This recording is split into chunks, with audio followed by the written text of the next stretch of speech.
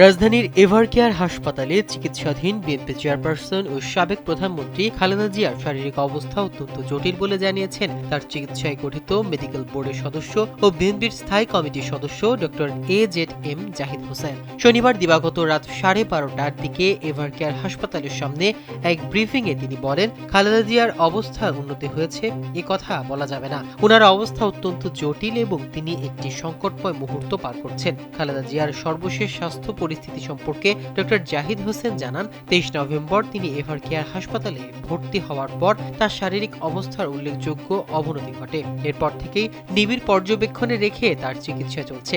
জীবন অবাক না করলে কে করবে? 28% মিল্ক ফ্যাটের অবাক করার সাথে ফ্রেশ মিল্ক পাউডার। জীবন অবাক করুক প্রতিদিন। তিনি আরও বলেন, দেশি ও বিদেশি বিশেষজ্ঞ চিকিৎসকদের সমন্বয়ে গঠিত মেডিকেল বোর্ড খালেদা জিয়ার চিকিৎসা দিচ্ছে। এ চিকিৎসা প্রক্রিয়ায় তার পুত্রবধূ ডক্টর জুবাইদা রহমানও যুক্ত রয়েছেন।